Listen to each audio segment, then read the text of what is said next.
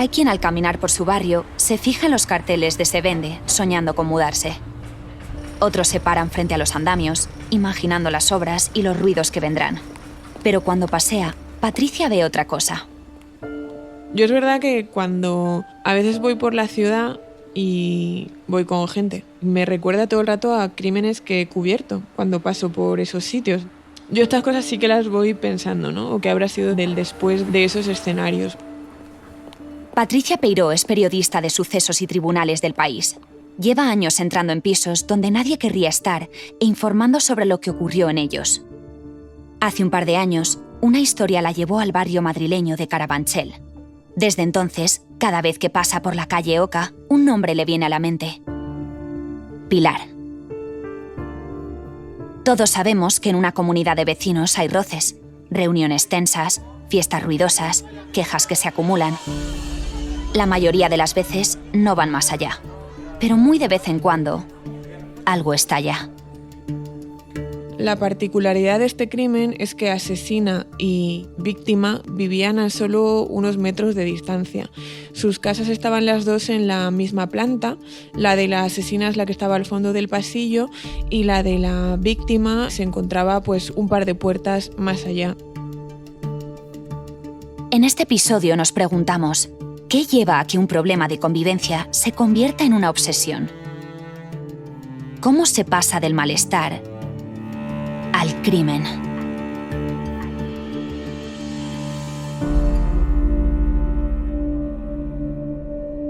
Grandes vecindarios. Un podcast de Grupo Mutua Propietarios y Summer Story. Episodio 3. El crimen de la puerta de al lado.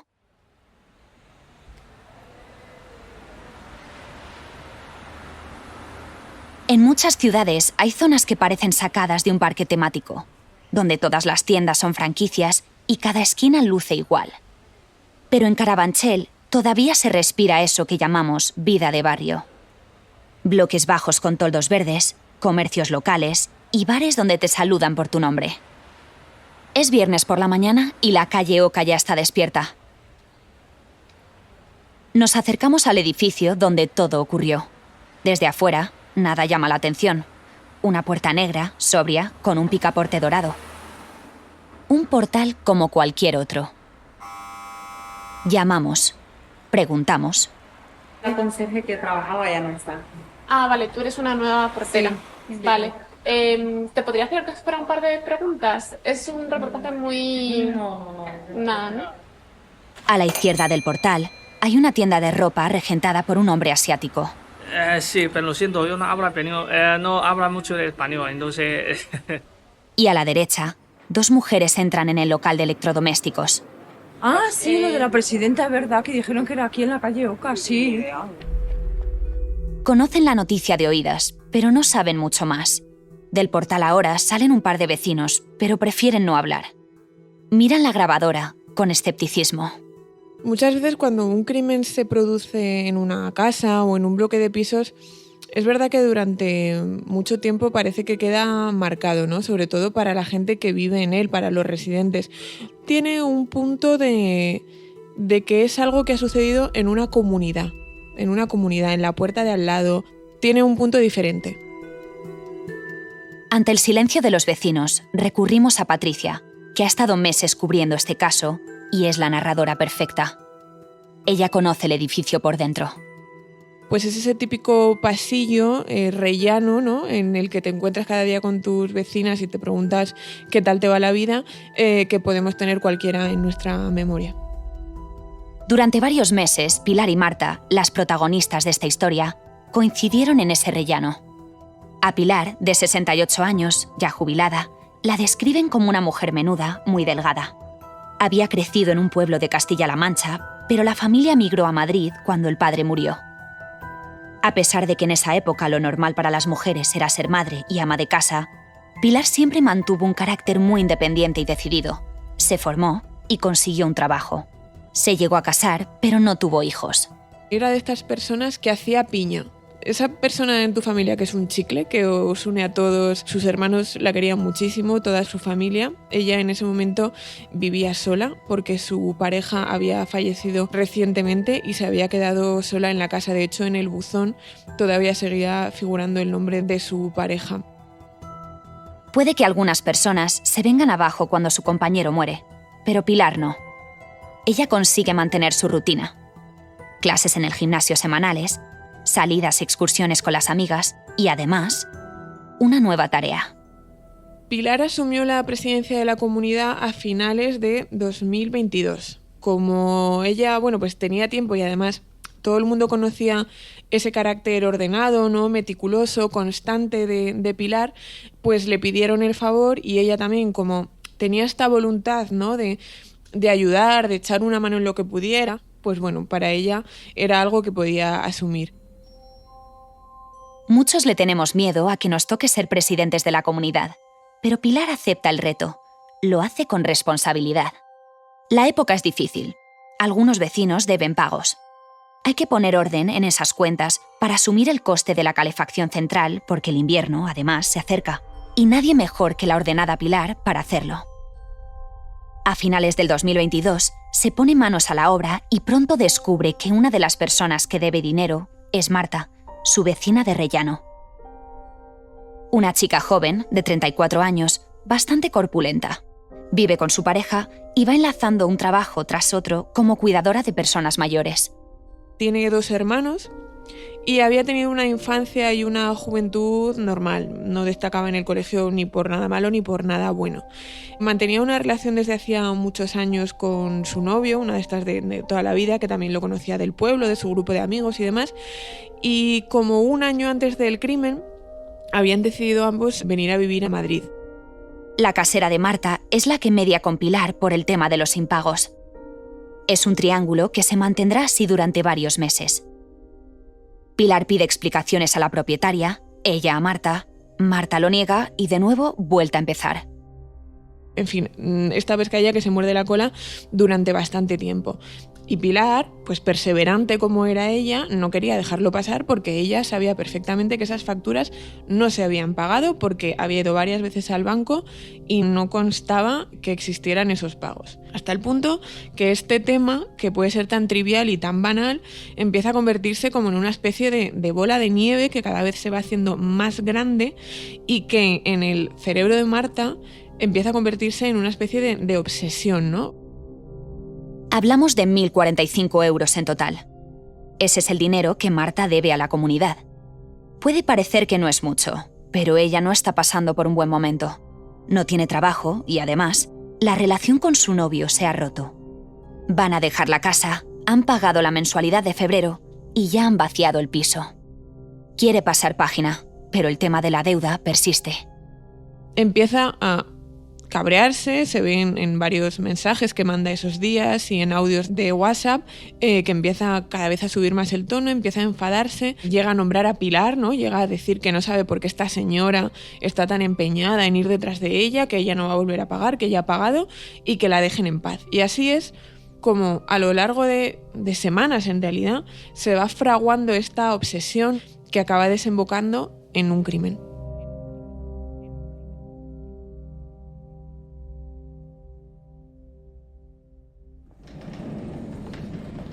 La mañana del 27 de febrero de 2023 es el día clave. Pilar, Marta y la casera han acordado ir juntas al banco para resolver ese tira y afloja tan incómodo. La primera, como presidenta de la comunidad, quiere aclarar este asunto cuanto antes. La segunda, que está a punto de dejar el piso y ya lo ha vaciado por completo, no se quiere dar por vencida. Esa mañana, en torno a las 9 y algo, 10, Marta llega a la vivienda, llega al bloque de pisos con una maleta bastante grande. Y la portera lo ve y le llama la atención que vaya con una maleta, porque sabía perfectamente que Marta se iba a ir ya, que la casa estaba vacía y de repente, unos días después de que no aparece por la casa, la ve llegar a primera hora de la mañana con una maleta. Ese detalle, cuanto menos extraño, será una de las pruebas que presente la policía para demostrar que aquella mañana Marta llega al edificio con un plan trazado. Resulta difícil creerlo. Para ella la solución a esa deuda de 1.000 euros pasa por deshacerse de Pilar. Lo siguiente que se sabe es que Marta pasa por casa de Pilar, que está de camino a la suya. No se sabe lo que le dice o qué argumento utiliza para que Pilar acabe entrando esa mañana en la casa de Marta. Las dos se dirigen entonces hacia la vivienda de Marta y allí es donde se produce la muerte. Pilar nunca vuelve a abandonar esa casa con vida. Nunca sabremos con certeza qué ocurrió dentro de esa casa. La única persona que conoce los detalles es Marta. Pero lo que sí podemos seguir son sus pasos. A dónde va, con quién habla, qué les dice. Porque hoy, quien lleva un teléfono móvil deja un rastro. Siempre. Lo que hace es, le manda un mensaje a su casera, le dice que no hace falta que vaya, que ella ya ha ido con Pilar a la entidad financiera y que ya lo han dejado solucionado, que el tema está zanjado y que nada, que no se tiene que preocupar por nada más. Marta sigue adelante con su plan. Poco después, una cámara de seguridad la capta entrando en un supermercado donde compra zumo de naranja y lejía. Regresa a su casa, ese espacio infranqueable. Ahí podemos suponer que se pasa un rato limpiando, borrando cualquier huella, recogiendo, preparando. Porque cuando todo está listo, introduce el cuerpo en esa maleta que había llevado, la mete en su coche que estaba aparcado en una calle cercana y se marcha para su pueblo.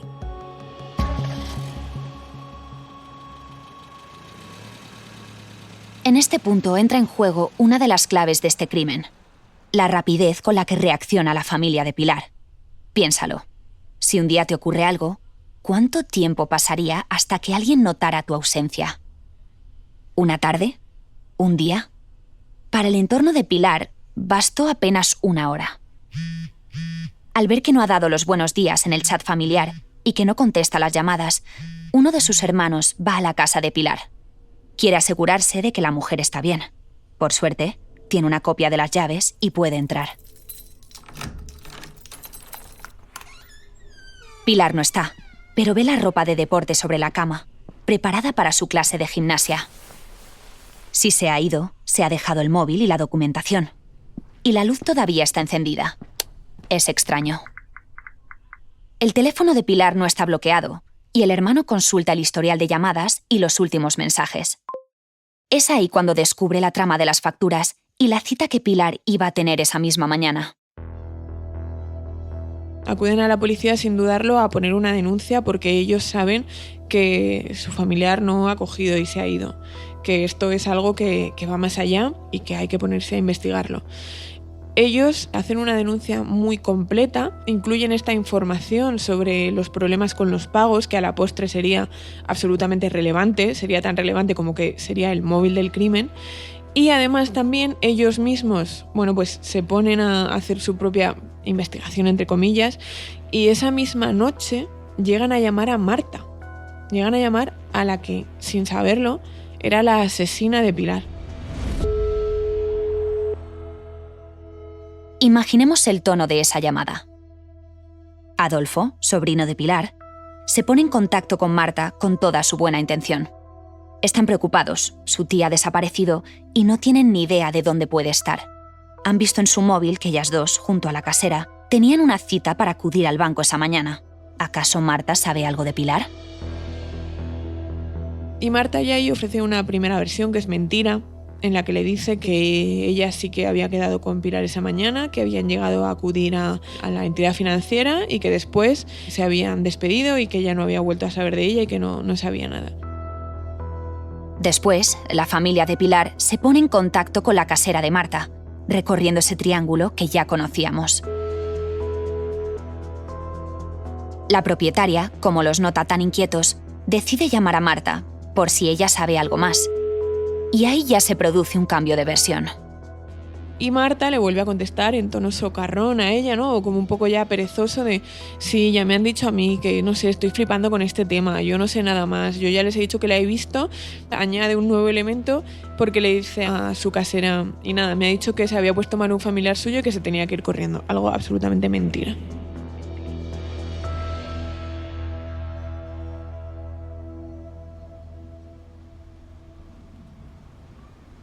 Mientras la familia de Pilar, alertada, moviliza todos sus recursos desde Carabanchel, Marta se ha refugiado en el municipio de Las Ventas con Peña Aguilera, al sur de Toledo.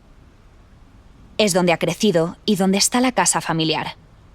Un pueblecito de unos 1000 habitantes, con unos pocos comercios, algún bar y una gasolinera. Poco después de llegar, Marta pasa por allí para comprar 3 garrafas de gasolina y al vendedor no le extraña. En la zona es algo habitual hacerse con unos bidones para quemar rastrojos y desechos. Pero los planes de Marta son otros. Durante las siguientes horas, utiliza esa gasolina para prender el cuerpo y dejar que arda. Lo hace en una finca cercana, a plena luz del día y de manera meticulosa. Los forenses llegaron a decir que prendió, ¿no? O que alimentó, digamos, ese fuego hasta en 3 ocasiones, lo que produjo unas altas temperaturas y que el cuerpo, pues, desgraciadamente acabará totalmente irreconocible. En cuanto apaga el fuego, Marta se siente a salvo. No ha llamado la atención. Es como si alguien hubiera estado quemando los restos de una poda. Ya solo le falta decidir dónde ocultar los restos carbonizados para que todo haya terminado. Lo que no sabe es que la policía ya le está pisando los talones. A los agentes la desaparición de Pilar les escama desde el principio. No hay ninguna razón por la que ella hubiera querido irse, y menos aún de esta forma, sin avisar a nadie, dejando su móvil y objetos personales en la casa. En la vida de esta señora de 68 años, a la que todos describen como una buena vecina, educada y responsable, no hay nadie que quiera hacerle daño. Nadie salvo una persona. La vecina del tercero, Marta.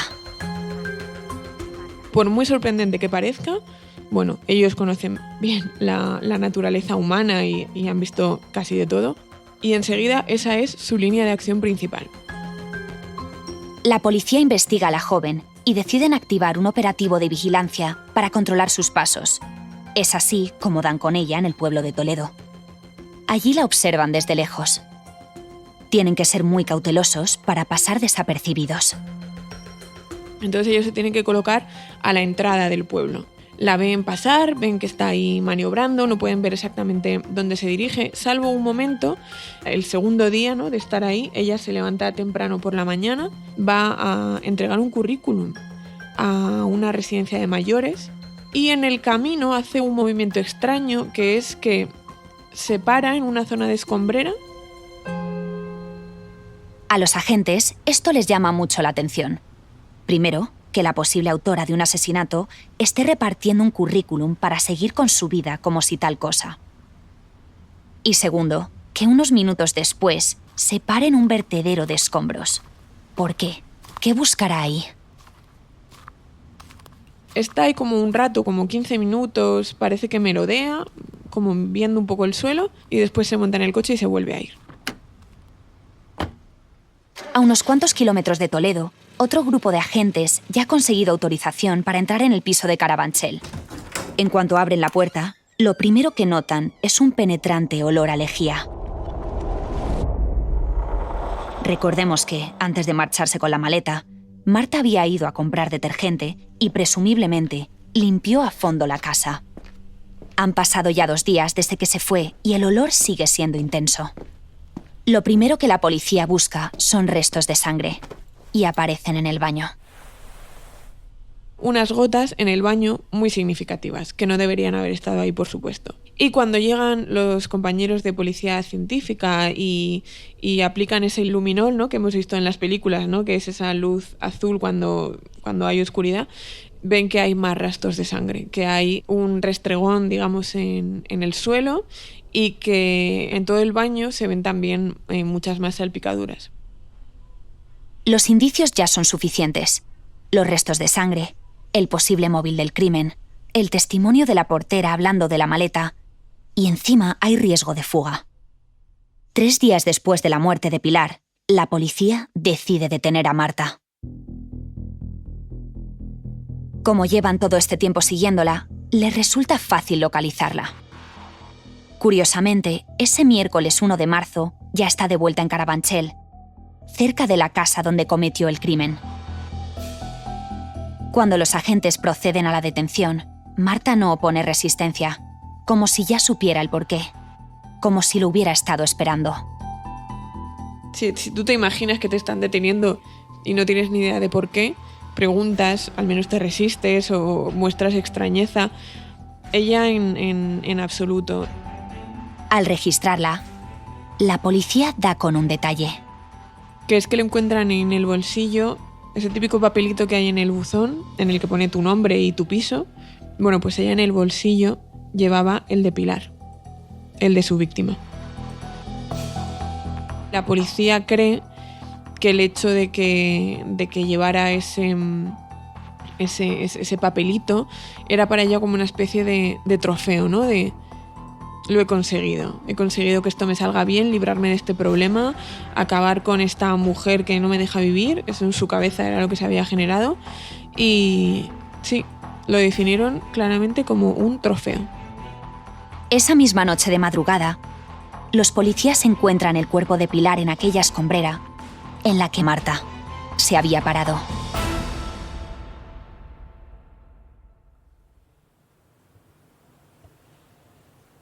No se sospechó de ella, aunque algún vecino dijo no habrá pasado este desenlace y tal, y claro, nos miramos todos y dijimos que no, que cómo iba a ser una cosa así.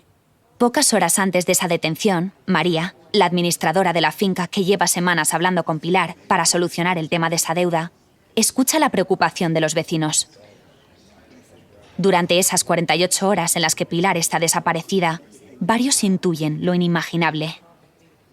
Entonces comentaban los vecinos, la portera, vieron que Marta estaba sacando enseres de su casa porque se iba a mudar, por lo que se ve.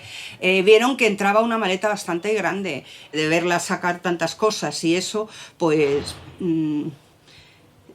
sospechábamos, pero no podíamos decirlo. Y luego ya empezó a venir la televisión y bueno, ya salió en noticias y todo. Tras la detención, el portal de la calle Oca se llena de cámaras y se confirma la noticia. Marta está acusada de haber asesinado a Pilar. Me escribió el sobrino diciendo han encontrado a mi tía y bueno, y pues fue un duro golpe, sinceramente, porque yo la conocía de poco, pero era muy entrañable y no se merecía eso. La semana antes del crimen, María y Pilar habían estado revisando las cuentas, haciendo cálculos, llegando a comentar los recibos que Marta había enviado y que, a juzgar por la firma, sospechaban que eran falsos. ¿Aquella cita para ir al banco las 3? María podría haberse unido, de no ser porque estaba de viaje. Esperamos que lo buscamos desde el tejado hasta el sótano, por si se había caído, o se había dado un golpe o lo que fuese, y nada, no la encontré. Y Pilar, pero no la encontrábamos por ningún sitio. Para entonces, ya había ocurrido todo y Marta estaba de camino a Toledo.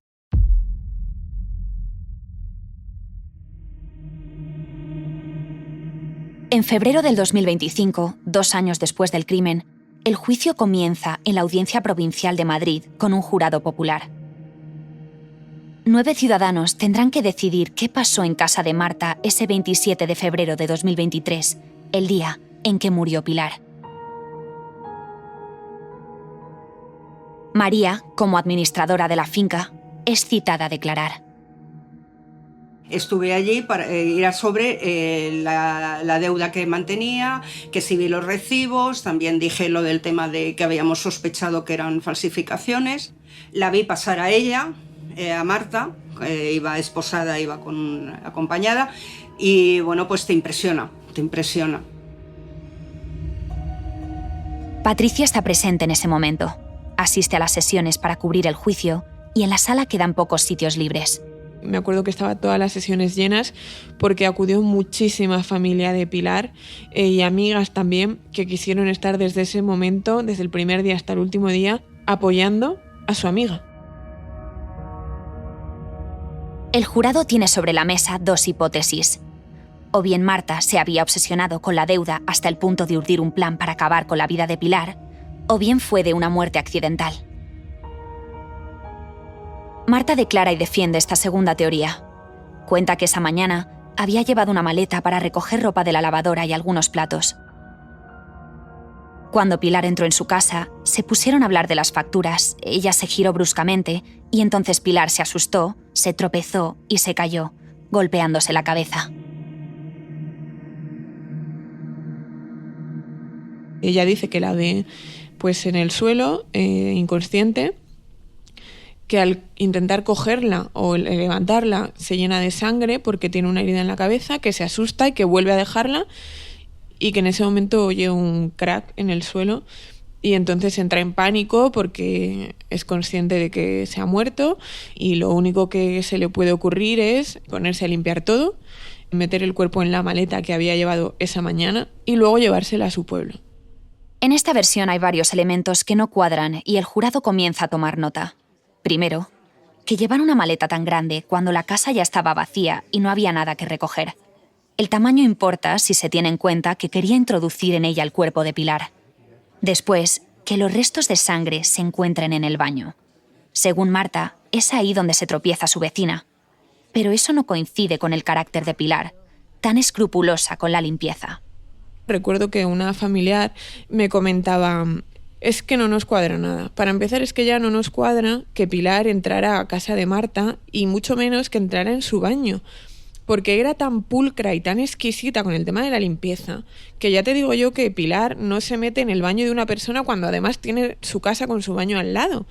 Es prácticamente imposible. Por último, la prueba más difícil de desarmar es lo que la policía encuentra en el móvil de Marta. Están los mensajes que envía para defenderse de los impagos. De decir, esta mujer que se cree, que me deje ya en paz, no pienso volver a pagar, esto ya está pagado. Y también el historial de búsquedas que hizo aquellos 2 días con preguntas como los efectos del fuego sobre el ADN humano, cómo detectar sangre, cómo hacer una lámpara de luz negra ultravioleta con el móvil, cómo investiga la policía científica y crímenes sin resolver. Yo cuando me enteré, la verdad también me imaginaba esa escena tan impactante, tan triste y tan sádica de pues ese calcinamiento, ¿no?, que ella produjo, esa hoguera que ella produjo, y ella al lado con el móvil buscando todo esto, ¿no? De, tengo un rato libre hasta que esto acaba, por muy crudo que suene decirlo así, voy a buscar otros crímenes sin resolver. O sea, eso reforzó todavía más la imagen de frialdad y de premeditación que ofreció Marta durante todo el proceso, no solo en el juicio, sino también antes. En el juicio también testifican varios psicólogos y psiquiatras. Explican que, después de entrevistar a Marta y analizar su comportamiento, pueden determinar sin ningún género de dudas que no sufre ningún tipo de trastorno, que esos días era perfectamente consciente de lo que estaba haciendo. Y esto desconcierta mucho al jurado. Yo creo que después de tantos días de juicio, aún así, aun teniendo todos los detalles y sabiendo toda la historia, no acertaban a entender cómo Marta podía haber hecho esto. O sea, cómo una minucia de 2 facturas podía haberle llevado a querer matar a alguien, a tomar esa determinación. Mucho antes que tomar cualquier otra salida, como pedirle el dinero a tus padres o pedir un crédito, lo que sea. O sea, antes que arrebatarle la vida a alguien. El jurado hizo muchas preguntas. Hizo muchas preguntas porque necesitaba entender la mente de esa persona, ¿no? Cómo había llegado a generarse esta bola de nieve. Y una de ellas recuerdo que dijo: es que el mal existe. El juez da por terminadas las sesiones y pide al jurado que se retire a deliberar. Estas 9 personas tardan menos de 24 horas en volver y entregar el objeto de veredicto. Por el poco tiempo que han pasado repasando las pruebas, parece que lo tienen muy claro. El jurado encontró a Marta culpable de asesinato, de falsificación de documentos y de profanación del cadáver. Unos días después, el magistrado es el que se encarga de redactar la sentencia en el que ya se impone una pena definitiva y en este caso fue 22 años de prisión. Marta ya ha empezado a cumplir su condena. 22 años. Y como tantas otras noticias, con el desenlace judicial, también ha llegado el cierre informativo. Pero para Patricia este no ha sido un caso más. Lo que yo me llevé fue una lección muy grande, que fue la de conocer a fondo a la familia de una víctima de un crimen. Cómo viven el recuerdo y cómo viene el duelo, porque es un duelo, como el que podemos vivir cualquiera en nuestra vida. Y por supuesto también esa comunidad de vecinos en la que ha sucedido esto. Ellos también, a su manera, viven una especie de duelo.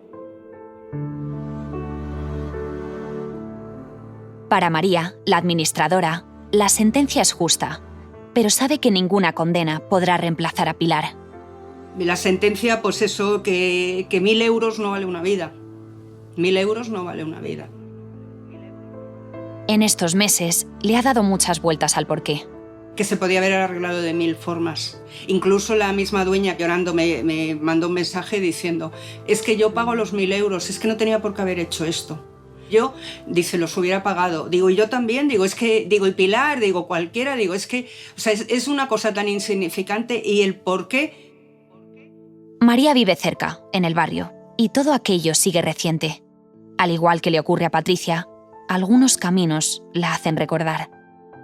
Intento ir por la acera de enfrente, porque es que me da mucha cosa ahí pasar por al lado. Y cuando veo a algún vecino, me entra como un escalofrío no de culpabilidad ni de nada, sino de yo qué sé, de volver a recordar todo otra vez.